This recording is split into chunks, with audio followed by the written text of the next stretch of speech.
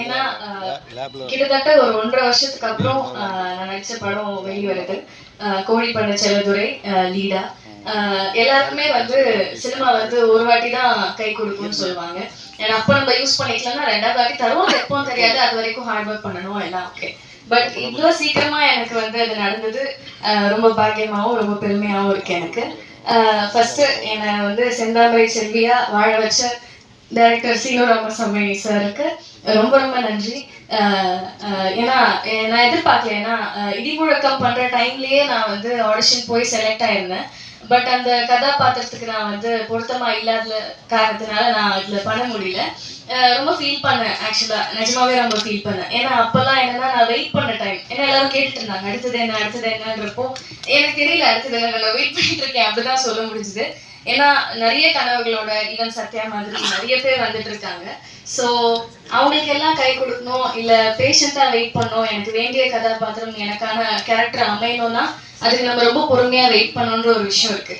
So அப்படி wait பண்ணிட்டு இருக்கப்போ கரெக்டாக எனக்கு வந்து அவர் சீனு சார் வந்து ஞாபகம் வச்சு அடுத்த படத்தில் வந்து வாய்ப்பு கொடுக்கணும்னு நினச்சதே ஒரு பெரிய விஷயம்.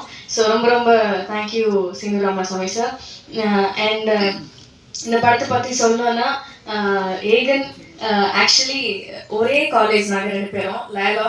அண்ட் அவரோட வீட்டிலேருந்து தான் நானும் வந்திருக்கேன். ஐ மீன் அவர் இருந்த வீடுன்றது பிளாக் ஷீப். ஸோ அதே பிளாக் ஷீப் குடும்பத்திலேருந்து பவி டீச்சராக இன்ட்ரோ ஆகி 2 பேருக்கும் ஒரே ட்ராக் இருந்தால் நினைக்கிறேன். ஆல்மோஸ்ட் ஒன்றா தான் இருக்குது. ஸோ அதனால ரொம்பவே சந்தோஷமா இருக்கு. எல்லாரும் வந்து பேசுறதெல்லாம் பார்த்தா ஏதோ ரொம்ப ஃபேமிலியோட இருக்க மாதிரி இருக்கு. ஈவன் சேது சார் வந்து பேசுறதெல்லாம் பார்க்குறப்போ, ஈவன் தென்மேற்கு பருவக்காற்றுலேருந்து எல்லாரும் பேசுறத பார்த்தா எல்லாரும் ஒரு ஃபேமிலியா இருக்காங்க. சீனு சாருக்காக அவர் வர்றது, அவர் ஃபர்ஸ்ட் படத்துல நடிச்சது எல்லாமே. ஸோ நான் ஏன் சொன்னேன்னா சீனு சார் படத்துல வாய்ப்பு கிடைக்கலன்னு நான் ஃபீல் பண்ண டைம்ல எனக்கு இது கிடைச்சிது. ஏன்னா ரொம்ப மைன்யூட்டான ஒரு விஷயம் ஒன்று நான் நோட் பண்ணேன். ஆத்தா அடிச்சதுல பாட்டு உங்களுக்கு ஞாபகம் இருக்கா? இப்போ வரைக்கும் அது என்னோட ஃபேவரட். ஏன்னா அந்த பாட்டுல வந்து இந்த ஹீரோயின் வந்து விஜய் சேதுபதி சார் அடிப்பாங்க, அவங்க அம்மா அடிப்பாங்க அந்த வீட்டுக்குள்ள. அப்போ வந்து அந்த ஹீரோயின் வந்து ரைட் அண்ட் லெஃப்ட் வெறும் ஐபால் மட்டும் பார்த்துட்டு இருப்பாங்க. ஸோ அந்த பாட்டு பார்த்தா அவங்களுக்கு தெரியும். எனக்கு வந்து அவ்வளோ மைன்யூட்டா அந்த பையன் எனக்கு பிடிச்சிருக்குன்றத ஒரு டைரக்டரால எப்படி இவ்வளோ அழகா கன்வே பண்ண முடியுது அப்படின்ற ஒரு விஷயம் வந்து எனக்கு ரொம்ப பிடிக்கும். ஸோ அந்த படம் மிஸ் பண்ணதுக்கு நான் ஃபீல் பண்ணேன். பட் இந்த படம் எனக்கு லீடா கிடைச்சிருக்கு. ரொம்ப ரொம்ப சந்தோஷமா இருக்கு. And producer sir Arulanandan sir and Mathew 2 பேருக்குமே ரொம்ப ரொம்ப தேங்க்யூ. ஏன்னா நீங்க வந்து என்னை செலக்ட் பண்ண டைம்ல நிஜமாவே என்னால் நம்ப முடியல. ஸோ இது ஒரு என்னோட ஃபர்ஸ்ட் படம்னு இருக்கப்போ அதுல பேர நான் நடிச்சா நல்லா இருக்கும்னு நினைச்சு நீங்க வந்து சப்போர்ட் பண்ணதுக்கு ரொம்ப ரொம்ப சந்தோஷமா இருக்கு எனக்கு. So thank you so much for that. And aunty thank you thank you so much. And Ashok அண்ணா வீடியோ பீஸ் என்னோட அண்ணா இந்த படத்துல வந்து எனக்கு ஒரு அண்ணா கிடைச்சிருக்காங்க. So thank you so much. ரொம்ப அழகா காட்டியிருக்கீங்க என்ன. அண்ட் இசையமைப்பாளர் சார் என்ன மேஜிக் பண்ணியிருக்கீங்க சார், நிஜமா சார். எனக்கு நீர் பறவையில் அந்த பரப்பர பாட்டு இந்த ப்ரொமோஷன் ஃபுல்லாக நான் போன டைம் ஃபுல்லாக நம்ம படம் பாட்டு பாடணும் இல்லையோ அந்த பரப்பர பாட்டை நான் பாடிட்டே இருக்கேன். ஸோ அது எனக்கு ரொம்ப பிடிச்ச பாட்டு. உங்கள் இசையில் நான் நடிச்சிருக்கிறது ரொம்ப சந்தோஷமாக இருக்குது. அண்ட் சார் ரொம்ப தேங்க்யூ சார். உங்களை பற்றி நிறைய பேசியிருந்தேன். இடிமுழக்கத்தில் நீங்கள் விட்ட சான்ஸ் எனக்கு இதில் கொடுத்தது ரொம்ப பெரிய விஷயம். ரொம்ப தேங்க்யூ சார். நிறைய கற்றுக்கிட்டேன் உங்ககிட்ட இருந்து. ஏன்னா இந்த ஸ்லாங் ஒரு விஷயம். இந்த ஸ்லாங்ல வந்து தேனி மதுரை ஸ்லாங் வந்து பேசுறது ஒரு விஷயம்.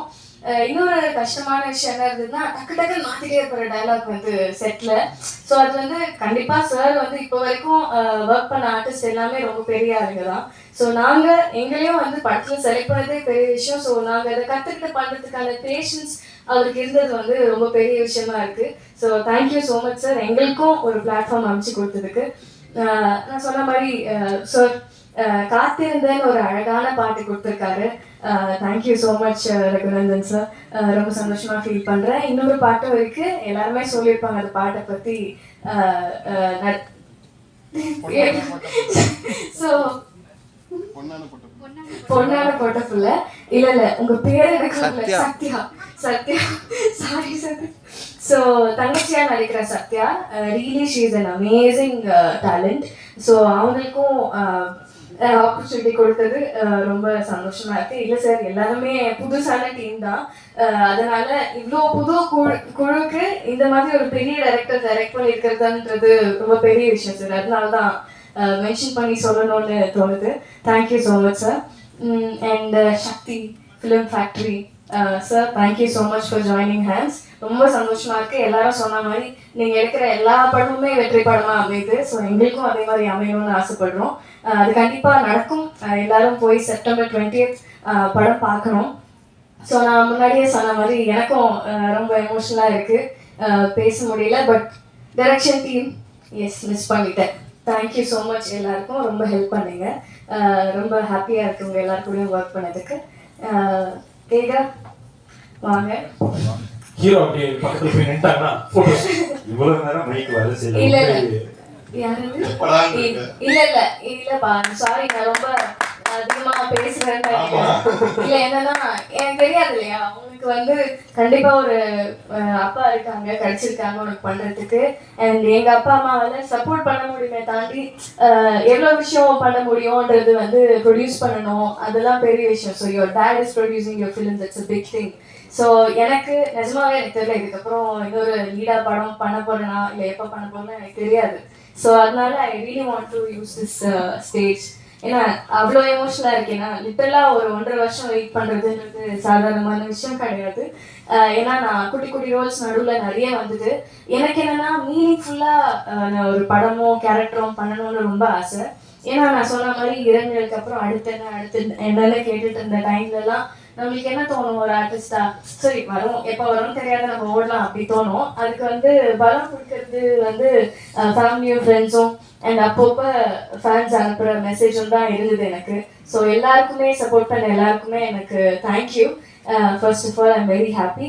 அண்ட் ஏகா, உன்னை பற்றி பேசணும்னா ரொம்ப நல்லா நடித்தேன். நாங்கள் 2 பேருமே ஏரியா ஒர்க் பண்ணதுனால இருக்கிற ப்ளஸ் என்னவா இருந்துச்சுன்னா, சார் வந்து எப்போவுமே கரெக்டாக வந்து எல்லாமே நம்ம கரெக்டாக பண்ணுறோமா, சாரோட சீனுக்கு இந்த லிமிட் போதுமா, இவ்வளோ நடிச்சா பரவாயில்லையா அப்படின்னு நிறைய கொஷின்ஸ் இருந்தது 2 பேருக்குமே. ஸோ அது நாங்கள் பேசி நடித்தோம். Very happy. அண்ட் நம்மளோட பேர் வந்து நல்லா ஒர்க் அவுட் ஆகும்னு நினைக்கிறேன். நல்லா பண்ணியிருக்கேன்னு நினைக்கிறேன். வெளியில் வந்து பார்க்கலாம் என்ன சொல்கிறாங்கன்னு. So I'm very happy working with you too. So happy. Thank you so much. கொஞ்சம் டைம் எடுத்துக்கிட்டேன்.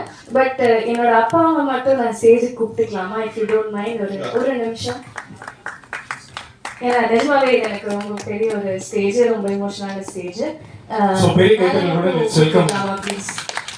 அப்பா ஏன்னா நான் சொன்ன மாதிரி நம்மளுக்கும் இருக்கும்ல நிறைய ஸ்ட்ரெஸ்ஃபுல் டைம்ஸ், எப்போ என்ன பண்றோம்னு தெரியாது.